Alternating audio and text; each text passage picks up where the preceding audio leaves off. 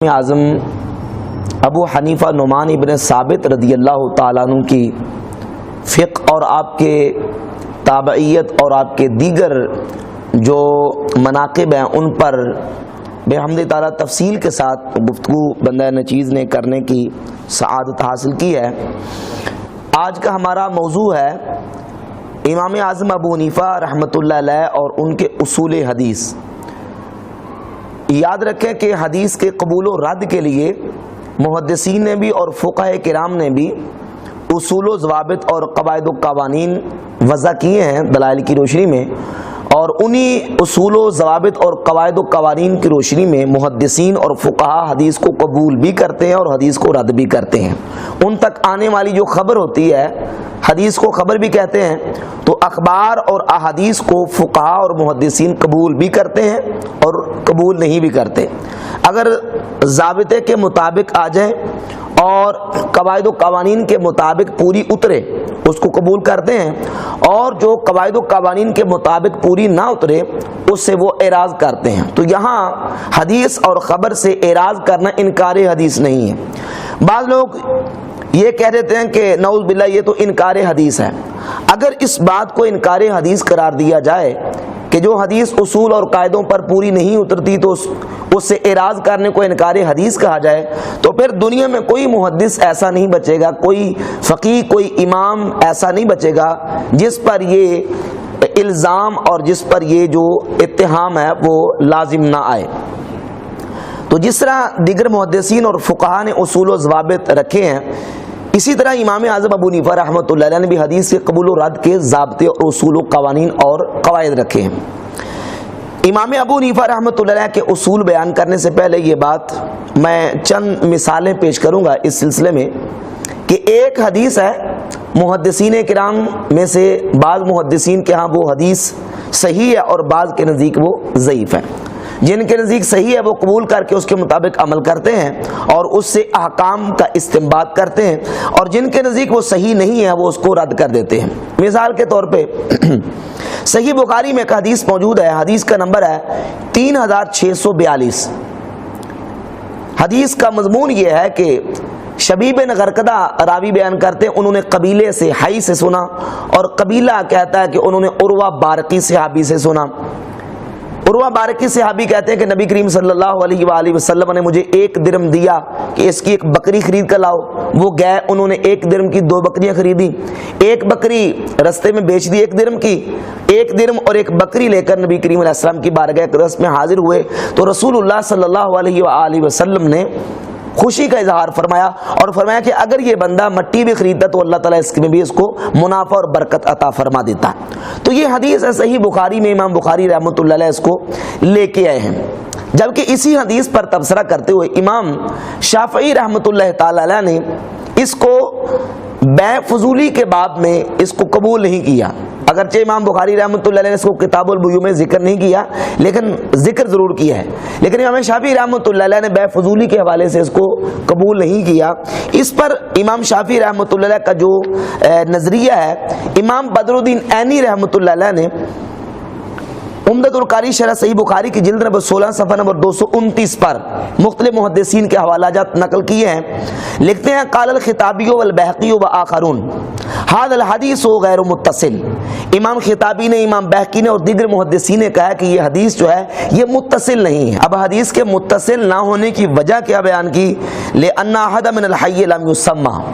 क्योंकि हई यानी जिस कबीले ने उर्वा बारकी सहाबी से हदीस को बयान किया है, शबीब बिन गरकदा उस कबीले से बयान करते हैं और फरमाते हैं कि उनमें से किसी एक का नाम नहीं लिया गया कि किसने बयान किया, और शबीब बिन गरकदा उनसे रिवायत करते हैं। बहरहाल इमाम ऐनी लिखते हैं क़ाल अल-बहक़ी इन्नमा दअफ़हु शाफ़ई, कि इस हदीस को इमाम शाफ़ई ने ज़ईफ़ करार दिया। लिअन्ना शबीब बिन गरकदा रवाहु अनिल हई व हुम गैर मारूफ़िन, कि शबीब बिन गरकदा ने कबीले से बयान किया है, हई से कबीले से, और वो गैर मारूफ है, उनका कोई पता नहीं है। तो ये सारी तफसील इमाम ऐनी रहमतुल्लाह अलैह लेके आए हैं। इससे ये बात वाज़ेह होती है कि इमाम शाफ़ई रहमहुल्लाह के नज़दीक ये हदीस जो है वो मुत्तसिल नहीं, लिहाजा किताबुल बुयू के हवाले से بیع کے باب میں اس کو امام شافعی رحمۃ اللہ حجت تسلیم نہیں کرتے بلکہ اس کو ریجیکٹ کر دیتے ہیں، جبکہ امام بخاری رحمۃ اللہ اس کو حدیث کو لے کے آئے ہیں۔ اس کے علاوہ کئی مثالیں پیش کی جا سکتی ہیں کہ ایک حدیث ایک امام کے اصول کے مطابق وہ صحیح ہے، وہ اس کو لیتے ہیں، اور دوسرے امام کے اصول کے مطابق وہ صحیح نہیں ہے، اس کو وہ قبول نہیں کرتے۔ اس کی دوسری مثال صحیح بخاری میں ایک حدیث ہے، حدیث کا نمبر 1162 اور 6382 نمبر، یہ دو مقام پہ تقریباً یہ روایت موجود ہے۔ عبد الرحمن ابن ابی الموالی ایک راوی ہیں، وہ ابن المنقدر سے، اور ابن المنقدر حضرت جابر رضی اللہ تعالیٰ سے استخارہ کے باب میں ایک حدیث بیان کرتے ہیں۔ اس حدیث پر امام احمد ابن حنبل رحمۃ اللہ علیہ نے جو اپنا نظریہ پیش کیا ہے، اس کو امام ابن عدی نے اپنی کتاب الکامل فی الضعفاء کی جلد نمبر 4 اور صفحہ نمبر 1616 جو میرے پاس نسخہ موجود ہے دارالفکر کا، اس میں لکھتے ہیں کہ امام احمد بن حنبل رحمۃ اللہ علیہ سے پوچھا گیا تو انہوں نے کہا کہ یہ حدیث منکر ہے۔ امام احمد ابن حنبل رحمۃ اللہ اس حدیث کو منکر قرار دیتے تھے جو عبد الرحمن ابن ابی الموالی نے ابن المنقدر سے، اور انہوں نے حضرت جابر رضی اللہ تعالیٰ سے روایت بیان کیا، جبکہ امام بخاری رحمۃ اللہ علیہ نے اس کو صحیح بخاری میں ذکر کیا ہے۔ تو اب حدیث کا لیکن یہ ہے کہ دو محدثین کے الگ الگ اس پر رائے موجود ہے، تو اس میں یہ بھی نہیں کہا جا سکتا کہ نعوذ باللہ امام احمد بن حنبل حدیث کے منکر تھے، نہیں، ان کے اصول و ضوابط اور قواعد و قوانین کے مطابق نہیں اترتی تھی، اس لیے وہ اس کو حجت تسلیم نہیں کرتے تھے، اور امام بخاری رحمۃ اللہ اس کو حجت تسلیم کرتے تھے۔ اس کے علاوہ تیسری مثال امام مالک رحمۃ اللہ تعالی علیہ کے حوالے سے، جو آپ کا ایک اسلوب اور آپ کا اصول ہے حدیث کے قبول کرنے کے حوالے سے، کہ ایک مسئلے پر جب متعدد احادیث اور روایات آتی ہیں تو امام مالک رحمۃ اللہ علیہ کا اصول یہ ہے کہ وہ ان روایات کو ترجیح دیتے ہیں جن کے مطابق اہل مدینہ کا عمل ہوتا ہے، اہل مدینہ کے عمل کے جو موافق اور مطابق ہے اس کو ترجیح دیتے ہیں، یہ ان کا اسلوب ہے اور ان کا یہ ضابطہ ہے، اور جو اہل مدینہ کے عمل کے مطابق نہیں سمجھتے اس کو قبول نہیں کرتے۔ اسی حوالے سے حافظ ابن عبد البر اندلسی نے ایک قول نقل کیا ہے امام لیث ابن سعد کا۔ امام لیث ابن سعد کہتے ہیں، یہ جامع بیان العلم و فضلہ کی جلد نمبر 2 صفحہ نمبر 240 ہے، فرماتے ہیں کہ احصیت علی مالک ابن انس 70 مسلتن کلھا مخالفۃ لسنت رسول اللہ صلی اللہ علیہ وسلم۔ امام لیث ابن سعد فرماتے ہیں میں نے امام مالک کے 70 کے قریب وہ مسائل شمار کیے گنے ہیں جو رسول اللہ صلی اللہ علیہ وآلہ وسلم کی سنت کے خلاف ہیں۔ مما قال فیہا برائے، ہی وہ ہیں جس میں امام مالک نے اپنی رائے سے گفتگو کی ہے۔ وَلَقَدْ كَتَبْتُ إِلَيْهِ أَعِظُهُ فِي ذَلِكَ، کہتے ہیں میں نے ان کو خط بھی لکھا تھا اور اس میں میں نے نصیحت کی امام مالک کو کہ یہ آپ کے جو بیان کردہ مسائل ہیں یہ 70 مسائل سنت کے خلاف ہیں۔ اب یہ قول نقل کرنے کے بعد حافظ ابن عبد البر لکھتے ہیں، کہتے ہیں لیس احد من علماء الامت یثبت حدیثا عن رسول اللہ صلی اللہ علیہ وسلم، کہتے ہیں یہ کیسے ہو سکتا ہے کہ رسول اللہ صلی اللہ علیہ وسلم کی حدیث کسی امام کے سامنے آ جائے، ثابت ہو جائے، ثم یردہ دون ادعاء نسخ ذالک باثر مثلہ، اور وہ امام بغیر کسی وجہ کے، بغیر اس کے منسوخ ہونے کے دعوے کے اس حدیث کو رد کر دے، یہ مسلمانوں کے کسی امام سے متصور نہیں ہو سکتا۔ یا تو کسی اس کے برابر کوئی اور حدیث ہوگی، اس حدیث کی وجہ سے، اس اثر کی وجہ سے اس روایت کو رد کریں گے، او باجماع، یا کسی اجماع کی وجہ سے، یا کسی عمل کی وجہ سے، یجب علی اصلہ الانقیاد الیہ او طعن فی سندہ، یا اس حدیث کی سند میں اس امام کے نزدیک کوئی تان ہوگا جس تان کی وجہ سے وہ حدیث قبول نہیں کرتے ہوں گے۔ یہ نہیں ہو سکتا کہ نہ اس میں کوئی اجماع کے خلاف ہو، نہ وہ اس میں کوئی تان بھی نہ ہو، اجماع کے خلاف بھی نہ ہو، اور نسخ کا دعویٰ کیے بغیر کسی وجہ کے کوئی امام مسلمانوں کا ہو اور وہ حدیث رسول کو رد کر دے، یہ ممکن ہے نہیں، یہ ہو ہی نہیں سکتا۔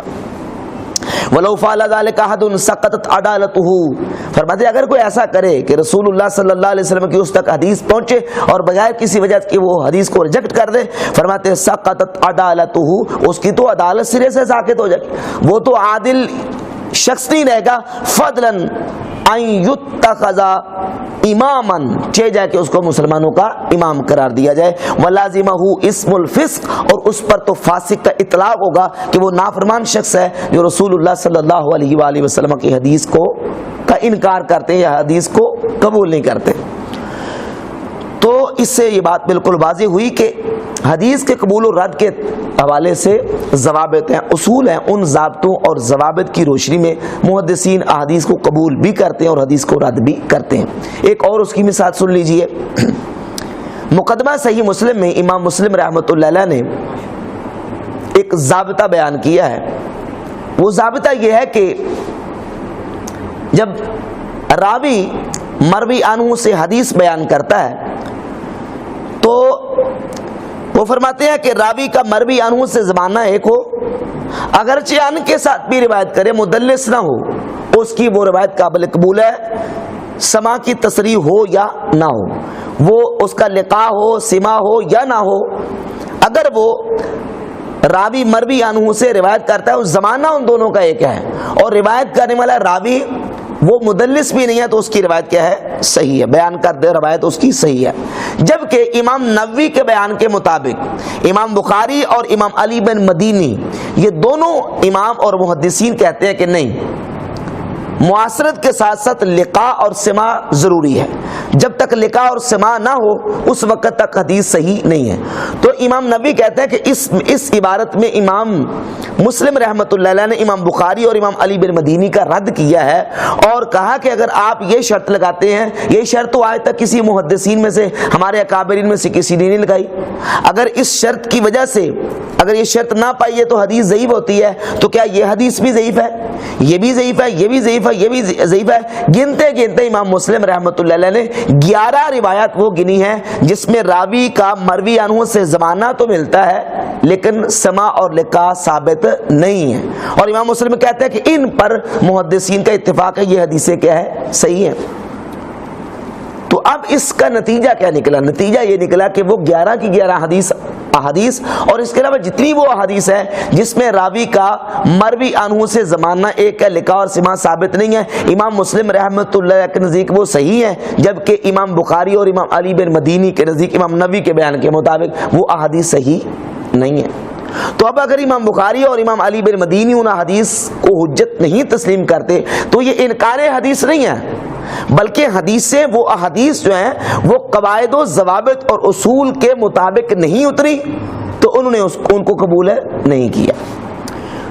تو واضح ہو گئی یہ بات کہ جب روایات اور احادیث و اخبار ضوابط و قوانین اور قواعد کے مطابق نہ اترے تو ان سے اعراض کرنا یہ انکار حدیث نہیں ہے، اور محدثین اور اہل اصول کو یہ اختیار حاصل ہے۔ جب دیگر ائمہ اور محدثین کو اختیار حاصل ہے تو جو اماموں کے امام ہیں اور امام الفقہا ہیں، امام اعظم ابو حنیفہ نعمان ابن ثابت رضی اللہ تعالیٰ کی ذات گرامی قدر، تو ان کو بھی یہ اختیار حاصل ہے کہ وہ اپنے اصول اور ضوابط کے مطابق حدیث کو قبول کریں اور جو اصول و ضوابط کے مطابق نہیں ہے اس کو قبول نہ کریں۔ امام اعظم ابو حنیفہ رحمۃ اللہ تعالیٰ کے اصولوں میں سے جو چند اصول، ان میں سے انشاءاللہ میں چند اصول بیان کروں گا۔ ایک تو ضابطہ اور اصول امام اعظم رضی اللہ تعالیٰ عنہ کا یہ ہے جو آپ کے اسلوب سے، کتب سے، آپ کے شاگردوں کی کتابوں سے بالکل ثابت اور واضح ہے کہ فرماتے ہیں حدیث جو ہے وہ ہم تک 3 طریقے سے پہنچی ہے، خبر 3 طریقے سے پہنچتی ہے، تواتر کے طریقے سے، یا وہ خبر مشہور ہے، یا خبر واحد ہے۔ اگر خبر واحد کس کو کہتے ہیں؟ خبر واحد وہ ہے جس کو 1 یا 2 راوی بیان کریں اور وہ مشہور اور متواتر کے درجے تک نہ پہنچ سکے، وہ خبر واحد ہے۔ تو امام اعظم فرماتے ہیں اگر خبر واحد کتاب اللہ کے عام کو خاص کرے یا کتاب اللہ پر زیادتی کر رہی ہو، اگر تو تطبیق ممکن ہے تو مطابقت کریں گے، دونوں پر عمل کرنے کی کوشش کریں گے، اگر مطابقت ممکن نہیں ہے تو پھر کتاب اللہ کے جو کتاب اللہ کا عام ہے اس عام کو اپنے عموم پر باقی رکھیں گے اور کتاب اللہ پر خبر واحد سے زیادتی نہیں کریں گے۔ مثال کے طور پہ قرآن مجید میں اللہ رب العزت نے حد مقرر فرما دی زانیہ کی اور زانی کی، الزانیۃ والزانی فاجلدوا کل واحد منہما 100 جلدہ۔ زانیہ عورت اور زانی مرد کی سزا یہ ہے کہ ان کو 100 کوڑے مارے جائیں گے۔ اب کتاب اللہ کا حکم اتنا ہے۔ ابو داؤد میں ایک روایت آتی ہے کہ جلد و میاں و تغریب و آمن،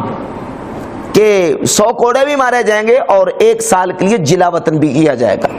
اب یہ جلا وطنی کی جو 7 سزا ہے، اس کو حد کے طور پر اگر کتاب اللہ کے ساتھ خبر واحد کے ذریعے ملا دیا جائے تو یہ کتاب اللہ پر زیادتی ہے۔ امام اعظم رضی اللہ تعالیٰ فرماتے ہیں جب کتاب اللہ میں ایک حد بیان کر دی گئی ہے تو خبر واحد سے حد میں زیادتی نہیں کریں گے۔ ہاں اس حدیث کو یہاں رکھیں گے، اس کا محمل یہ ہے کہ اگر حاکم وقت سیاستاً اگر یہ سمجھتا ہے کہ سیاستاً یہ زیادہ بہتر ہے کہ اس کو 1 سال کے لیے جلا وطن بھی کیا جائے تو ساتھ سیاستاً یہ سزا دے سکتا ہے، لیکن حداً صرف اتنی سزا جو قرآن نے بیان کی ہے وہ کیا ہے؟ 100 کوڑے۔ تو کتاب اللہ پر خبر واحد سے زیادتی جائز نہیں ہے۔ اچھا یہ بھی سمجھیں کہ امام اعظم رضی اللہ تعالیٰ عنہ نے یہ جو ضابطہ بیان فرمایا کہ کتاب اللہ پر خبر واحد سے زیادتی جائز نہیں ہے، یہ ان کا اپنا ایسے گڑھا ہوا ضابطہ نہیں ہے، بلکہ نبی کریم علیہ الصلوۃ والسلام کے جلیل القدر صحابہ اکرام علیہ رضوان میں سے سیدنا ابو بکر صدیق، حضرت عمر فاروق، حضرت مولا علی مرتضی شیر خدا رضی اللہ تعالیٰ عنہ، حضرت عبداللہ بن عباس اور ام المومنین سیدتنا عائشہ صدیقہ رضی اللہ تعالیٰ عنہ، تمام صحابہ سے یہ ثابت ہے کہ وہ خبر واحد کو بغیر تحقیق کے قبول نہیں کرتے۔ صحیح مسلم میں حدیث موجود ہے، بہت سارے دلائل ہیں، اگر اسی میں بات کی جائے تفصیل کے ساتھ تو کافی وقت لگ جائے گا، میں صرف اختصار کے ساتھ میں اشارہ کر کے آگے چلتا ہوں۔ سیدنا فاروق اعظم رضی اللہ تعالیٰ کے سامنے حضرت فاطمہ بنت قیس نے آ کے بیان کیا کہ میرے شوہر نے مجھے طلاق دے دی تھی، تو رسول اللہ صلی اللہ علیہ وسلم کی بارگاہ اقدس میں جب یہ مقدمہ پہنچا تو اللہ کے رسول علیہ الصلوۃ والسلام نے ارشاد فرمایا لا نفقۃ ولا سکن للمبتوتہ، جس عورت کو طلاق کے بتہ ہو جائے اس کا نہ ہی نفقہ ہے نہ ہی سکنا ہے۔ یہ حدیث صحیح مسلم میں بھی موجود ہے، صحیح مسلم میں 3710 نمبر ہے اور جامع ترمذی میں 1180 نمبر حدیث ہے، سند کے اعتبار سے صحیح ہے۔ جب سیدنا فاروق اعظم نے فاطمہ بنت قیس سے یہ خبر واحد جو انہوں نے بیان کی سنی تو حضرت عمر فاروق رضی اللہ تعالیٰ نے فاطمہ بنت قیس کو جواب دیا، فرماتے ہیں لا ندعو کتاب ربنا وسنت نبینا بقول امرأۃ، اور ایک حدیث میں لفظ ہے لا نترک کتاب ربنا وسنت نبینا بقول امرأۃ، کہ ہم اللہ کی کتاب کو اور پیغمبر صلی اللہ علیہ وسلم کی سنت کو ایک عورت کے قول کی وجہ سے ترک نہیں کر سکتے۔ لا ندری لعلها حفظت ام نسیت، معلوم نہیں کہ اس عورت کو یاد رہا ہے کہ یا یہ بھول گئی ہے۔ اب حضرت عمر رضی اللہ تعالیٰ نے فاطمہ بنت قیس کی اس خبر واحد کو قبول نہیں کیا۔ وہ کہتے ہیں کتاب اللہ میں قرآن میں واضح طور پر سورۃ الطلاق کی آیت نمبر 1 میں حکم ہے لا تخرجوہن من بیوتہن ولا یخرجن الا ان یاتین بفاحشۃ مبینہ، قرآن کہتا ہے کہ تم ان کو اپنے گھروں سے مت نکالو، جن عورتوں کو تم نے طلاق دے دی ہے ان کو اپنے گھروں سے مت نکالو، اور نہ وہ اپنے گھروں سے نکلے یعنی تمہارے گھروں سے مگر یہ کہ وہ کھلی جو نہ وہ بدکاری کرے۔ تو قرآن مجید کا حکم تو یہ کہ ان کو سکنا دو، ان کو رہائش فراہم کرو جب تک وہ اپنی عدت گزارتی ہیں۔ تو سیدنا فاروق اعظم رضی اللہ تعالیٰ نے فرمایا کہ ہم کتاب اللہ کو نہیں چھوڑ سکتے۔ اب حضرت عمر رضی اللہ تعالیٰ نعوذ باللہ منکر حدیث نہیں تھے، وجہ کیا تھی؟ انہوں نے فاطمہ بنت قیس کی اس خبر واحد کو قبول کیوں نہیں کیا؟ اس کی وجہ یہ ہے کہ وہ سمجھتے تھے کہ کتاب اللہ کے مطابق نہیں ہے، ہو سکتا ہے کہ اس عورت کو یاد رہا ہو یہ یا یہ بھول گئی ہو۔ تو اب کتاب اللہ کا حکم قطعی ہے اور خبر واحد کا حکم ظنی ہے۔ اب ظنی کی وجہ سے قطعی حکم کو تبدیل نہیں کر سکتے اور اس میں تبدیلی اور اضافہ نہیں کر سکتے۔ اسی طرح سیدنا صدیق اکبر رضی اللہ تعالیٰ کے سامنے جب حضرت مغیرہ بن شعبہ رضی اللہ تعالیٰ نے بیان کیا کہ نبی کریم علیہ الصلوۃ والسلام نے جدہ کا جو حصہ ہے وہ سدس مقرر کیا ہے، جامع ترمذی کی 2101 نمبر حدیث ہے، تو حضرت سیدنا صدیق اکبر رضی اللہ تعالیٰ عنہ نے حضرت مغیرہ بن شعبہ سے گواہی طلب کی کہ آپ کے اس بیان پر کوئی گواہی ہے، تو حضرت محمد ابن مسلمہ رضی اللہ تعالیٰ نے گواہی دی، تو پھر جا کے سیدنا صدیق اکبر رضی اللہ تعالیٰ نے اس بات کو تسلیم کیا اور خبر کو قبول کیا۔ ام المومنین سیدتنا عائشہ صدیقہ رضی اللہ تعالیٰ کے سامنے جب یہ روایت پیش کی گئی کہ ان المیت لیعذب ببکاء اہلہ،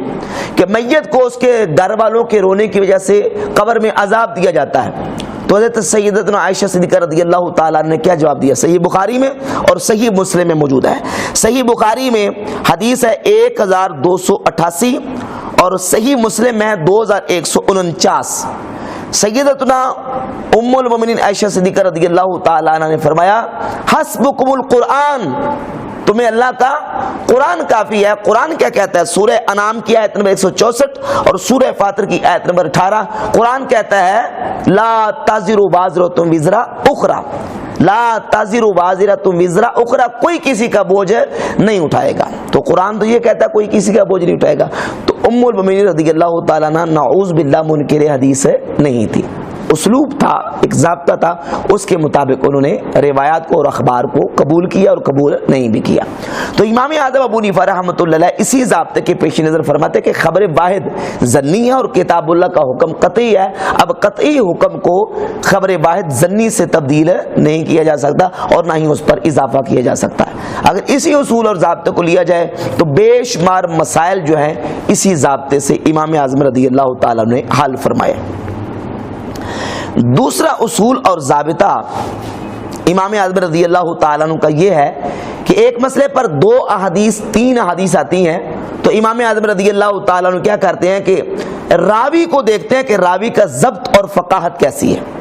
جو راوی فقاہت میں اور ضبط میں زیادہ ہے اس کی روایت کو دوسرے کے مقابلے میں ترجیح دیتے ہیں۔ صحیح مسلم اور صحیح بخاری میں ایک حدیث موجود ہے، سیدنا حضرت عبداللہ ابن عباس رضی اللہ تعالیٰ سے حدیث کے راوی متفق علیہ حدیث ہے، مسلم میں نمبر ہے 3452، فرماتے ہیں کہ ان نبی صلی اللہ علیہ وسلم تزوج میمونہ وہو محرم، رسول اللہ صلی اللہ علیہ وسلم نے سیدہ میمونہ سے نکاح کیا اس حال میں کہ حضور علیہ الصلوۃ والسلام نے احرام باندھا ہوا تھا۔ یہ حضرت عبداللہ بن عباس سے حدیث ہے، اور صحیح مسلم میں دوسری حدیث ہے، حدیث کا نمبر ہے 3453، حضرت یزید ابن الاسم صحابی ہیں، وہ فرماتے ہیں کہ نبی کریم علیہ السلام نے سیدہ میمونہ سے نکاح کیا، تزوجہا وہو حلال، اس حال میں کہ نبی کریم علیہ السلام نے احرام کھول دیا تھا۔ اب بالکل اثبات اور نفی ایک مقابلے میں آ گئے، حدیثوں میں دونوں روایات میں تعارض ہے۔ اب کس حدیث کو کس روایت کو قبول کرنا ہے، کس خبر کو قبول کرنا ہے اور کس خبر کو قبول نہیں کرنا، یہ فیصلہ کس بنیاد پر ہوگا؟ تو یہ اس اصول پر امام اعظم رضی اللہ تعالیٰ نے فیصلہ فرمایا کہ ان دونوں راویوں میں سے ضبط اور فقاہت کس کی ہے، تو یقیناً حضرت یزید ابن الاسم کے مقابلے میں سیدنا عبداللہ ابن عباس رضی اللہ تعالیٰ فقاہت میں اور ضبط میں وہ زیادہ ہیں، قوی ہیں، اس لیے امام اعظم رضی اللہ تعالیٰ نے حضرت عبداللہ ابن عباس کی روایت کو ترجیح دی ہے کہ اس سے یہ بات بالکل واضح ہوتی ہے کہ نبی کریم علیہ السلام نے حالت احرام میں ام المومنین سیدہ میمونہ رضی اللہ تعالیٰ عنہ سے نکاح فرمایا۔ تیسرا ضابطہ، ایک مسئلہ ہے اس میں 2 حدیثیں آ گئی، 2 احادیث آ گئیں، ایک میں رسول اللہ صلی اللہ علیہ وسلم کا فعل ہے اور دوسرے میں اللہ کے رسول علیہ الصلوۃ والسلام کا دوسری حدیث میں قول ہے۔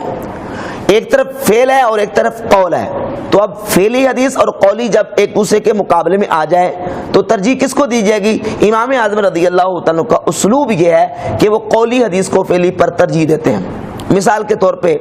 سیدتنا عائشہ صدیقہ رضی اللہ تعالیٰ سے بخاری مسلم کی متفق علیہ حدیث ہے کہ جب نبی کریم علیہ السلام کے ظاہری زمانہ طیبہ میں عورتیں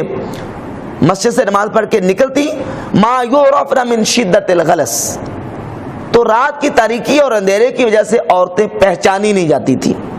تو اس سے امام شافعی رحمۃ اللہ علیہ نے استنباط کیا مسئلے کا کہ فجر کی نماز کو اندھیرے میں پڑھنا یہ زیادہ بہتر ہے، لیکن یہ حدیث فعلی ہے، فعل بتا رہی ہے۔ اس کے مقابلے میں حضرت سیدنا رافع ابن خدیج رضی اللہ تعالی صحابی سے سند صحیح کے ساتھ حدیث موجود ہے، جس کو امام ترمذی نے حسن صحیح ان کا ہے، جامع ترمذی میں حدیث کا نمبر ہے 154، جلد 1 صفحہ 299 پہ موجود ہے۔ رافع بن خدیج رضی اللہ تعالیٰ فرماتے ہیں کہ رسول اللہ صلی اللہ علیہ وآلہ وسلم نے ارشاد فرمایا اسفروا بالفجر فإنه اعظم للأجر، فجر کی نماز کو خوب روشن کر کے اجالے میں پڑھو، اس میں ثواب زیادہ ہے۔ تو یہ حدیث کیا ہے؟ قولی، اور سیدہ عائشہ کی حدیث کیا ہے؟ فعلی۔ تو فعل کے مقابلے میں قول کو امام اعظم رضی اللہ تعالیٰ ترجیح دے کے اب دوسری حدیث کے مطابق عمل نہیں کیا جو پہلے گزر چکی، بلکہ حضرت رافع بن خدیج رضی اللہ تعالیٰ کی حدیث کے مطابق عمل کیا ہے۔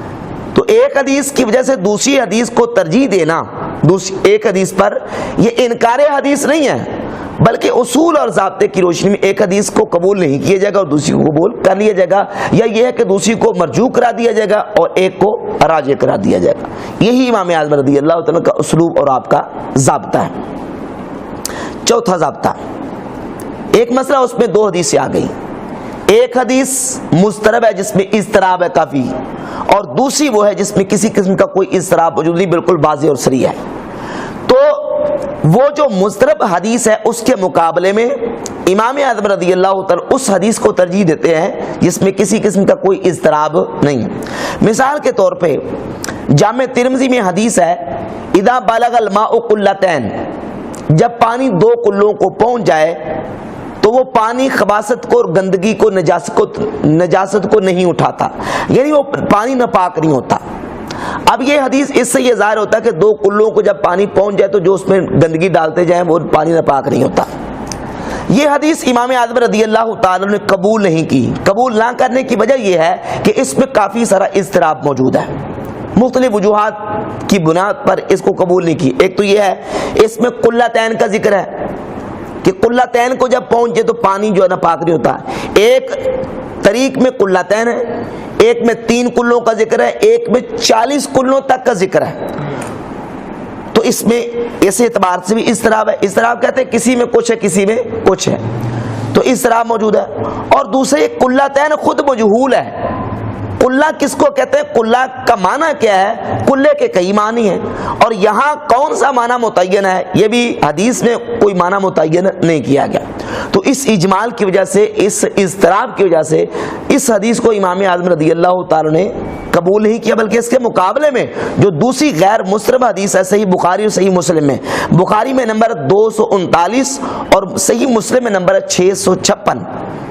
رسول اللہ صلی اللہ علیہ وآلہ وسلم نے ارشاد فرمایا، لا یبولن احدکم فی الماء الدائم ثم یغتسل، تم میں سے کوئی بندہ کھڑے پانی میں پیشاب مت کرے، پیشاب نہ کرے پھر اس میں سے غسل کرے، یعنی پیشاب کر کے پھر اس میں سے غسل نہ کرے، کیونکہ وہ پانی پاک نہیں رہا، پانی ناپاک ہو چکا ہے۔ تو معلوم ہے کھڑے پانی میں اگر پیشاب کیا جائے تو وہ پانی ناپاک ہو جاتا ہے، وہ استعمال کے قابل نہیں رہتا، وہ پانی جو ہے وہ غسل اور وضو کے قابل نہیں رہتا۔ تو امام اعظم رضی اللہ تعالی نے اس حدیث کو ترجیح دی اور جو مضطرب حدیث ہے اس کو قبول نہیں کیا۔ پانچواں اصول اور ضابطہ امام اعظم رضی اللہ تعالی عنہ کی ذات گرامی قدر کا، امام اعظم ابو حنیفہ رحمۃ اللہ جب ایک مسئلے میں 2 احادیث آتی ہیں اور دوسری حدیث کے مقابلے میں پہلی حدیث میں یا ایک حدیث میں احتیاط زیادہ ہے، وہ اقرب الی الاحتیاط ہے، اس پر اگر عمل کر لیا جائے تو انسان بری ذمہ ہو جاتا ہے، اپنے ذمے سے باہر آ جاتا ہے۔ تو امام اعظم رضی اللہ تعالیٰ عنہ اس حدیث پر عمل کرتے ہیں، اس حدیث کو قبول کر لیتے ہیں دوسری کے مقابلے میں جو اقرب الی الاحتیاط ہے، اور انسان اپنے ذمے سے بری ہو جاتا ہے۔ اب اس کی مثال سنیے۔ اب دیکھیں کہ نماز میں جو شرائط ہیں، ستر عورت نماز کی شرط میں سے ایک شرط ہے، یعنی شرمگاہ کا چھپا کے رکھنا، اس کو ڈھانپنا، یہ نماز کی شرائط میں سے ایک شرط ہے۔ اگر ستر عورت نہ ہو تو نماز سرے سے نہیں ہوگی۔ اور پھر یہ کہ جو شرمگاہ ہے اس کو اگر کوئی ننگا کرتا ہے تو یہ کرنا گناہ ہے، حرام ہے۔ تو اب اس مسئلے کا تعلق حلت و حرمت کے ساتھ بھی ہے، اور اس مسئلے کا تعلق نماز کے ہونے اور نہ ہونے کے ساتھ بھی ہے۔ ستر عورت کی تعریف کیا ہے، ستر عورت کہاں سے لے کر کہاں تک، اس میں 2 حدیثیں آئیں۔ ایک حدیث حضرت ابو ایوب انصاری رضی اللہ تعالیٰ سے اور ایک حضرت عبداللہ بن عمر رضی اللہ تعالیٰ سے۔ سیدنا سیدنا ابو ایوب انصاری رضی اللہ تعالیٰ سے جو حدیث ہے وہ یہ ہے کہ ما فوق الرکبتین من العورہ، جو گھٹنوں سے اوپر کا حصہ ہے، وما اسفل من السرۃ عورۃ، اور جو ناف کے نچلے والا حصہ ہے، ناف کے نیچے اور گھٹنوں سے اوپر یہ حصہ شرمگاہ ہے، اس کو چھپانا کیا ہے، ضروری ہے۔ اب اس حدیث کا جو ظاہر ہے اس سے یہ مفہوم ہوتا ہے کہ گھٹنے، یعنی یہ جو ہمارے گوڈے ہیں، گھٹنے، یہ شرمگاہ میں داخل نہیں ہیں۔ لیکن اس کے مقابلے میں دوسری حدیث ہے عبداللہ بن عمر رضی اللہ تعالیٰ سے، سنن دارقطنی میں پہلی جلد صفحہ 231 پہ موجود ہے، فإن ما تحت السرۃ إلى الرکبۃ عورۃ، جو ناف سے نیچے سے لے کر إلى الرکبۃ، گھٹنوں تک جو حصہ ہے وہ شرمگاہ ہے، وہ عورت میں داخل ہے، وہ شرمگاہ میں داخل ہے۔ اب الا جو ہے عربی زبان میں انتہائے غایت کے لیے آتا ہے، کسی چیز کی انتہا کو بیان کرنے کے لیے آتا ہے، اور جب یہ انتہا بیان کرنے کے لیے آتا ہے، غایہ جو ہے وہ مغیہ میں داخل ہوتی ہے، غایہ مغیہ میں داخل ہوتی ہے۔ جس طرح کہ قرآن مجید میں جہاں وضو کا حکم دیا گیا تو فرمایا گیا کہ وَأَرْجُلَكُمْ إِلَى الْكَعْبَيْنِ، اپنے پاؤں کو دو کہاں تک؟ ٹخنوں تک۔ اب ٹخنے دھونے میں شامل ہیں یا نہیں؟ ٹخنے دھونے میں شامل ہیں، کیونکہ الا جو ہے یہ انتہائی غایت کے لیے آتا ہے اور غایہ مغیہ میں داخل ہوتی ہے، جس کی انتہا بیان کی گئی ہے وہ غایہ جو مغیہ میں داخل ہے۔ تو ایسے ہی الی الرکبۃ میں جو رکبہ ہیں ٹخنے، یہ غایہ مغیہ میں داخل ہے، ٹخنے جو ہے وہ شرمگاہ میں کیا ہے؟ داخل ہے۔ تو امام اعظم رضی اللہ تعالی نے اس حدیث کو قبول کر کے اس کے مطابق عمل کیا کہ ناف کے نیچے سے لے کر ٹخنوں سمیت یہ شرمگاہ ہے، اور یہ چھپی ہوئی ہو تو نماز ہوگی، اگر یہ حصہ چھپا ہوا نہ ہو تو نماز سرے سے نہیں ہوگی، اور ٹخنوں یہ جو گھٹنے ہیں ان کو ننگا کرنا کیا ہے؟ حرام ہے۔ تو یہ اصول کی روشنی میں امام اعظم رضی اللہ تعالی نے بعض احادیث کو قبول کیا ہے اور بعض کو قبول نہیں کیا، جس طرح دیگر محدثین کرام نے اپنے اصول و ضوابط کے مطابق اترنے والی احادیث کو قبول کیا، اور جو اصول و ضوابط کے مطابق نہیں اترتی ان سے اعراض کیا اور ان کو قبول نہیں کیا۔ تو جب دیگر محدثین کو یہ حق حاصل ہے تو امام اعظم جو کہ امام الائمہ اور امام الفقہاء امام المحدثین ہیں، اور جو امام اعظم ہیں، ان کو سب سے بڑھ کر یہ حق حاصل ہے کہ وہ اپنے اصولوں کے مطابق روایات اور اخبار کو قبول بھی کرے اور قبول